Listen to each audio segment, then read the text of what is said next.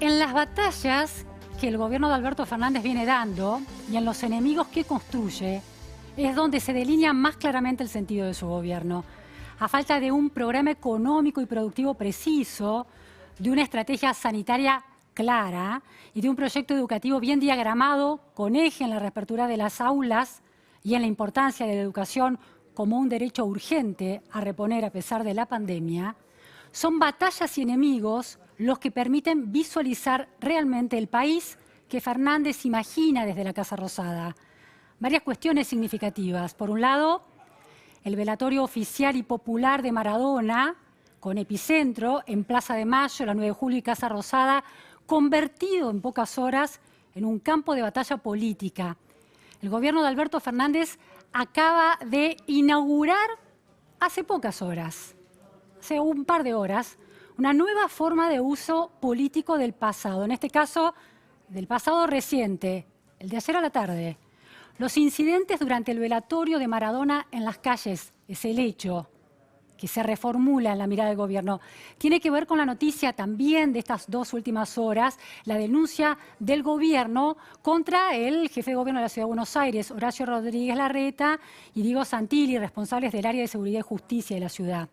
El gobierno de Fernández, que se hizo cargo de la organización del velatorio y lo anunció, y autorizó la despedida en Casa Rosada, acusa al gobierno porteño por la represión en la 9 de julio. Llaman la atención varias cuestiones. Por un lado, la institucionalización del pase de pelota que inició el ministro del Interior, Eduardo Guado de Pedro, ayer por Twitter. La culpa de los disturbios fue de la policía porteña, dijo. Palabras más, palabras menos. La denuncia judicial de la Secretaría de Derechos Humanos, dirigida por Horacio Pietragala, es por los delitos de intimidación pública, abuso de autoridad y abandono de persona por el violento accionar llevado adelante por efectivos policiales. Esa es la palabra de la denuncia contra el gobierno porteño.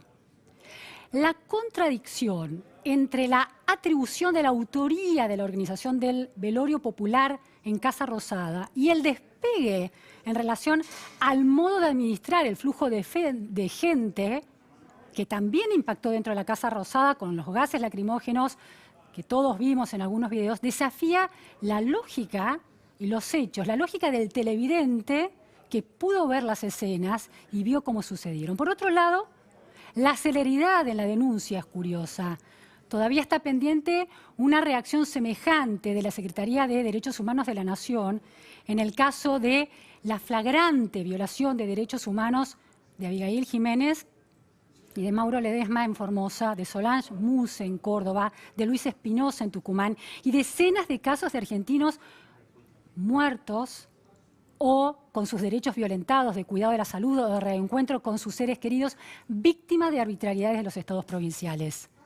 Llama la atención ese silencio ante esa violencia estatal injustificable, pero en provincias aliadas al gobierno, y al contrario, la intervención rápida y resonante, de un día al otro, de ayer a hoy, contra las autoridades de un distrito opositor, la Cava.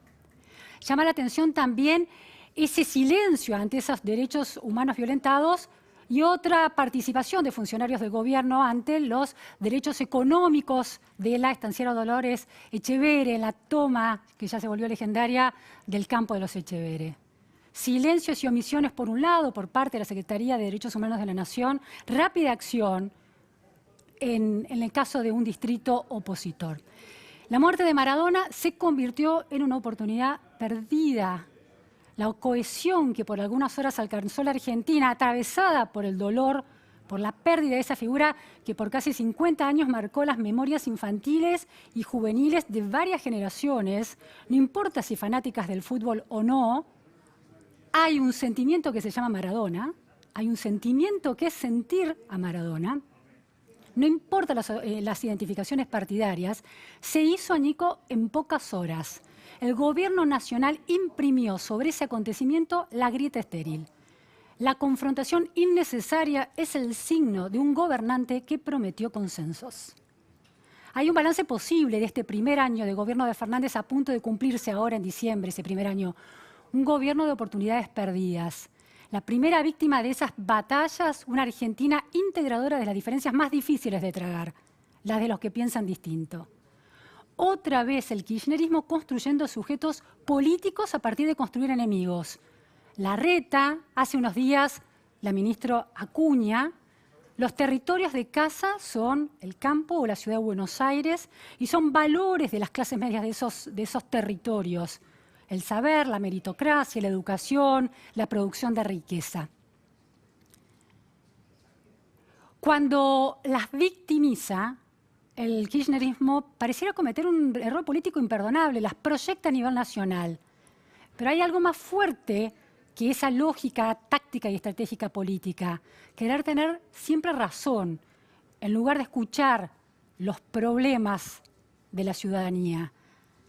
Hay otro balance posible en estos meses y significativo de este primer año del gobierno de Fernández, que tiene que ver con el fracaso, con una serie de fracasos. El fracaso del Estado en 3 operaciones logísticas claves: la cuarentena y el plan de testeos, fallido; la de la reapertura de clases, que sería un despelote, dice el gobernador de la provincia de Buenos Aires, Axel Kicillof; y ayer, la del velorio de Maradona. El gobierno intentó despegarse, ahora culpando a la ciudad, antes culpando a la familia.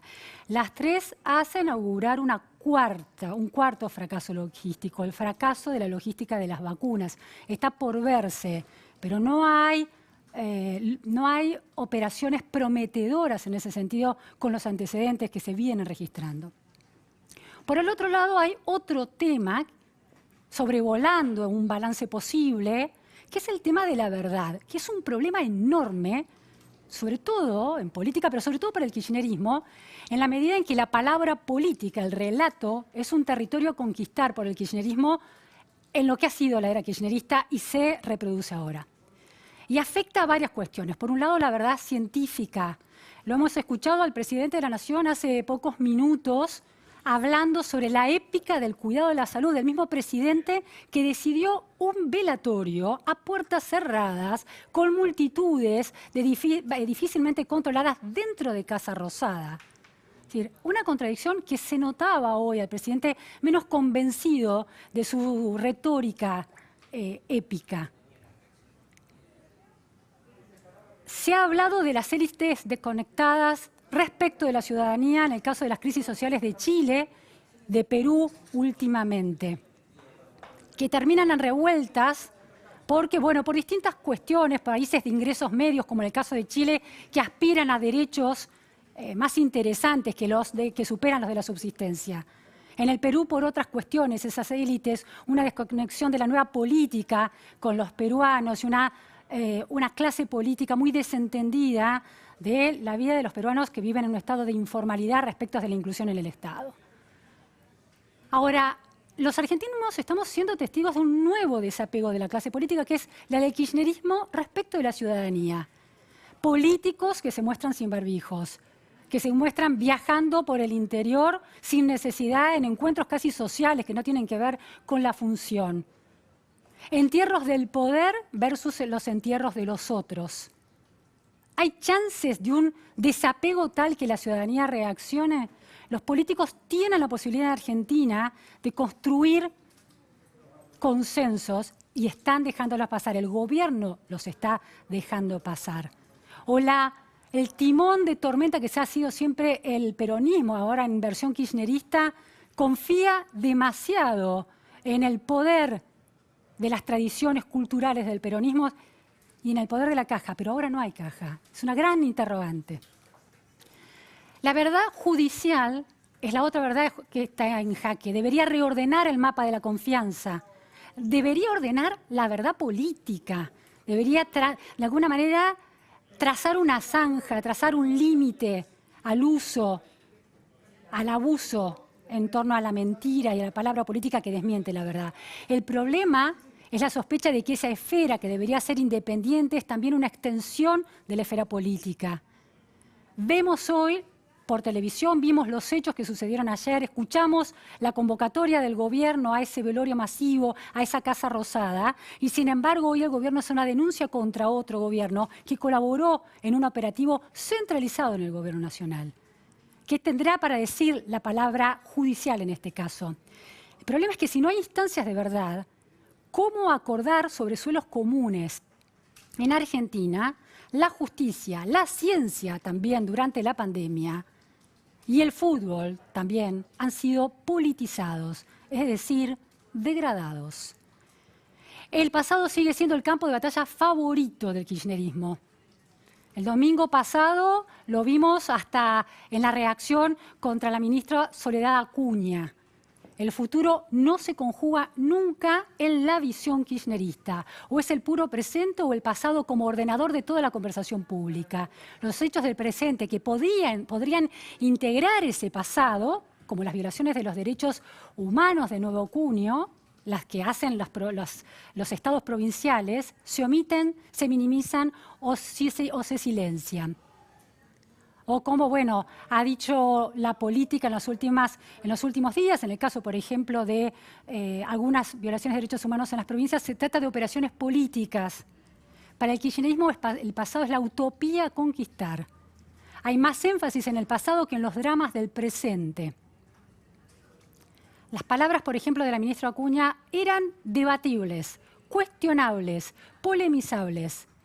Las palabras son discutibles, pero los escraches son condenables. Queda una pregunta instalada. ¿Cuándo se termina el pasado? Que nos avisen.